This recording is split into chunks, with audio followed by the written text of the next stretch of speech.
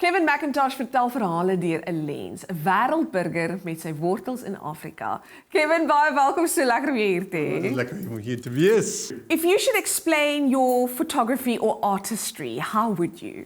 I'd say I've made a very concerted effort to move away from moving image, or at least reportage photography. I was very much I worked on newspapers up in Johannesburg, studied photography. It was all very fast, and you had to run out there and get a picture. Yeah.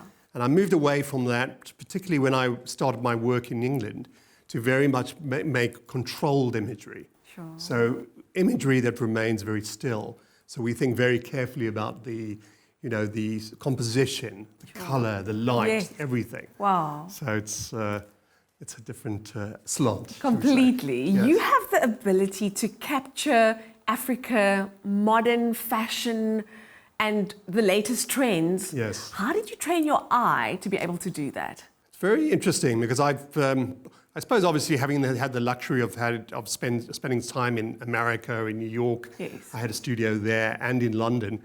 I also had a way of looking at things from afar and then putting all the new influences in creativity and all the new things that were going on in South Africa into this kind of quite objective box. I could kind of look at it from afar and then work out how I fitted into it. Sure.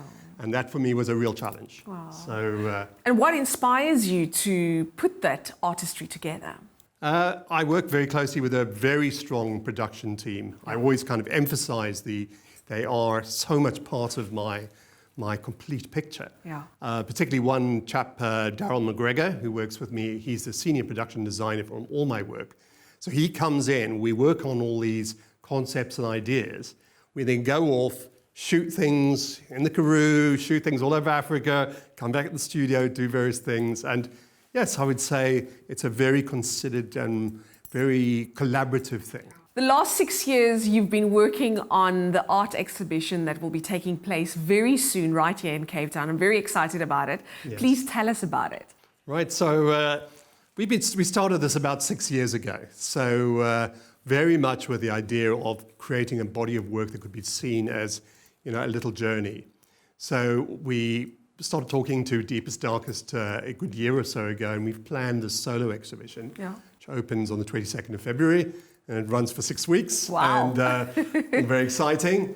And very much every year I would kind of set about doing a little project, and we would kind of just keep on, filling it in, bringing all these creatives together to create this kind of series, which is now going to be shown now. Wonderful. Where will it be showcasing? So there's a little gallery called Deepest Darkest, very exciting gallery in Die Waterkant in Cape Town. So I'm very, very excited about my collaboration with these guys. They have got some lovely artists they show, and so they've offered me this wonderful opportunity. You're one of those privileged people that spend a few months in South Africa and the rest in London. Did you choose it to be that way, or is that just how the water flows? Yes, I suppose I've lived abroad. I lived in London. Well, I live in London as well for a good long time, and I think I very much wanted to be involved in some aspect of theatre, film, stills, but I wanted it to have a very sort of theatrical sense to it. Yeah.